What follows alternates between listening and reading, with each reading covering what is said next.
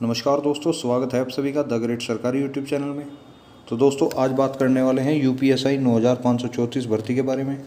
दोस्तों जैसा कि आप सभी लोगों को पता ही है कि यूपीएसआई 9534 को लेकर जो धरना शुरू हुआ था वो धरना आज भी बाकायदा चल ही रहा है।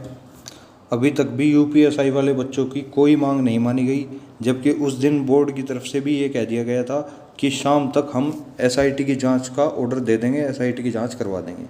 और भाई जिस तरीके से ये भर्ती चल रही है ना, जिस तरीके से इसका कार्य जो है लगातार चलता जा रहा है, तो इस तरीके से अगर अनुमान लगाया जाए तो ये जुलाई तक इसका फाइनल रिजल्ट दे देंगे, पक्की बात है। क्योंकि इनका जो काम करने का तरीका है वो बिल्कुल चेंज हो चुका है, बिल्कुल स्पीड में काम हो रहा है। डीवीपीएसटी वगैरह भी सब हो गए, रनिंग भी लगभग सभी की हो गई, ठीक है ना। तो जुलाई तक ये इस भर्ती का फाइनल रिजल्ट दे देंगे जहाँ तक मुझे लग रहा है। और अगर इस भर्ती को जुलाई तक ना स्टे लिया गया इस भर्ती पे, तो फिर इसे रोक पाना नामुमकिन होगा।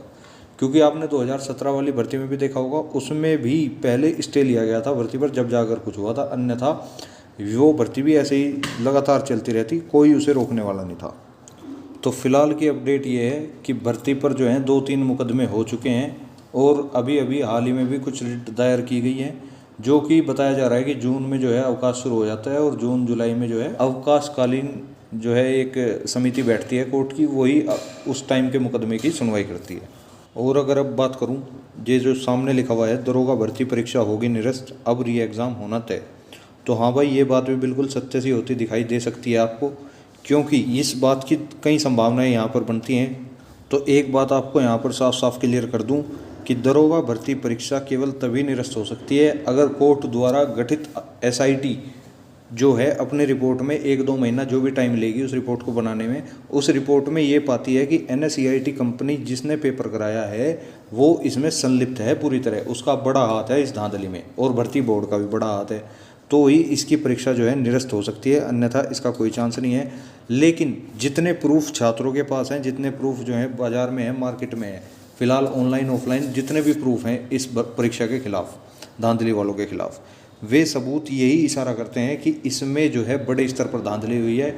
और उम्मीद यही है कि जो एसआईटी गठित होगी उसको भी इसी प्रकार के सबूत देखने को मिलेंगे।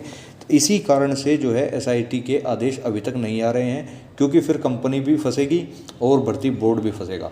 और भाई कोई भी सरकार ये नहीं चाहेगी कि अपनी एसआईटी जांच वो खुद ही कराए, ठीक है ना, ताकि उसकी कमियां बाहर ना आ सके। तो इसलिए इसमें बड़ा कांड है, बहुत बड़ा। तो भाई अगर आप मुझसे पूछो कि री एग्ज़ाम और एसआईटी इन्वेस्टिगेशन में मतलब क्या चांसेस हैं, तो भाई अगर मैं बताऊं आपको, एसआईटी इन्वेस्टिगेशन की मांग 90% चांस इसमें लगते हैं कि भाई एसआईटी इसमें गठित होगी।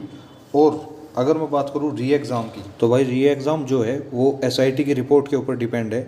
हालांकि हमारे पास सबूत इतने सबूत हैं कि री एग्ज़ाम होना तय है इस भर्ती में।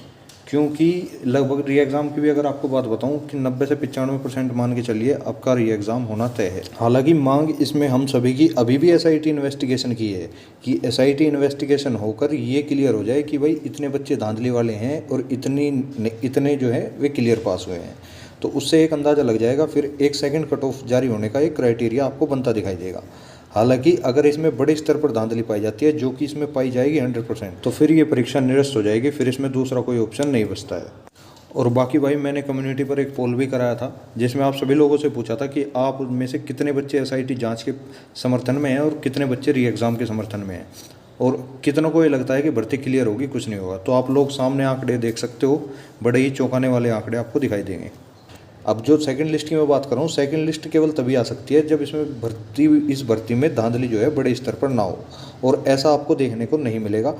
तो इसलिए ज़्यादा चांसेस में री एग्ज़ाम के ही बन रहे हैं। हालांकि हमारी मांग जो है वो एसआईटी इन्वेस्टिगेशन करके जो है आपकी सेकंड लिस्ट लगाने की है, हम उस री एग्ज़ाम के फेवर में बिल्कुल नहीं है। लेकिन जो इस भर्ती का भविष्य है वो यही होने वाला है, चाहे आप आज नोट करके लिख लेना, चाहे आप कुछ ही कर लियो, ठीक है ना। इसका री एग्ज़ाम ही होगा और इससे ज़्यादा कुछ नहीं हो सकता। बाकी देखो आज कोर्ट में केस की सुनवाई भी है, देखो जो केस है वो एक्सेप्ट हो पाता है या नहीं हो पाता। अगर केस आज एक्सेप्ट हो जाता है तो फिर सबूत पेश करने की कार्रवाई शुरू होगी। हालांकि सबूत बहुत मजबूत सबूत हैं हम लोगों के पास, तो इसलिए एसआईटी तो हम इसमें कोर्ट से लेकर आएंगे, उसकी तो आप टेंशन लो मत। परंतु मैं एक बार फिर से दोहरा रहा हूँ कि इसमें मुझे री एग्ज़ाम के चांस लगते हुए ज़्यादा दिखाई दे रहे हैं। बाकी जो होगा देखी जाएगी। हम सपोर्ट में फिर भी एसआईटी इन्वेस्टिगेशन की है, जो भी होगा आज देखा जाएगा, ठीक है ना। तो चलिए मिलते हैं नेक्स्ट वीडियो में। अगर वीडियो आपको पसंद आई हो तो लाइक करना और शेयर करना, चैनल को सब्सक्राइब भी कर लेना। ओके, धन्यवाद भाई।